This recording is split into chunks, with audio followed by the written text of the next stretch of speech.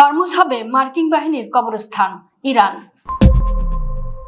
মার্কিন নৌবাহিনীকে জলদস্যু আখ্যা দিয়ে হরমুজ প্রণালীকে তাদের জন্য কবরস্থান বানানোর ঘোষণা দিয়েছে ইরান। তেহরানের এক্সপেডিয়েন্সি কাউন্সিলের সচিব এবং সাবেক আইআরজিসি কমান্ডার মোহসিন রেজাই সামাজিক যোগাযোগ মাধ্যম এক্সে দেওয়া এক বিবৃতিতে এই কঠোর হুঁশিয়ারি দেন। বিশ্বজুড়ে জ্বালানি সরবরাহ ও নৌ নিরাপত্তা অত্যন্ত গুরুত্বপূর্ণ এই জলপথ নিয়ে এমন মন্তব্য মধ্যপ্রাচ্যে বড় ধরনের যুদ্ধের আশঙ্কা বাড়িয়ে দিয়েছে।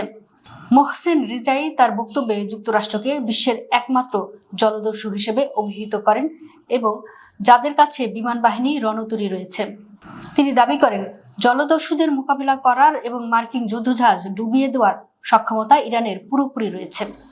রেজাই আরও মনে করিয়ে দেন, মার্কিন বাহিনী যেন ইস্পাহানে ধ্বংস হওয়া তাদের বিমানের কথা ভুলে না যায়। তার মতে হরমুজ প্রণালী হবে মার্কিন আগ্রাসনের চূড়ান্ত সমাধি। এদিকে মার্কিন প্রেসিডেন্ট ডোনাল্ড ট্রাম্প ইরানকে ঘিরে আবারও কড়া বার্তা দিয়েছেন।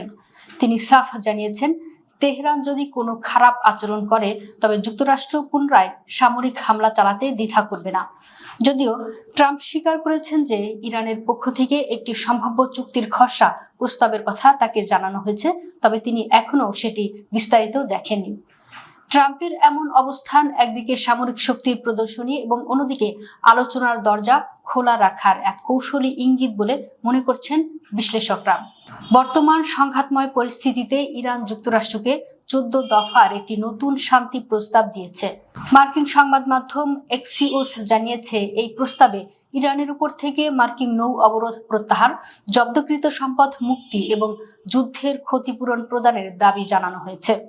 ইরান প্রস্তাব দিয়েছে যে আগামী 30 দিনের মধ্যে যদি নৌ অবরোধ তুলে নেওয়া হয় এবং ইরান লেবাননে স্থায়ী যুদ্ধবিরতি কার্যকর হয় তবে তারা পরবর্তী 1 মাস পারমাণবিক কর্মসূচি নিয়ে আলোচনায় বসতে রাজি।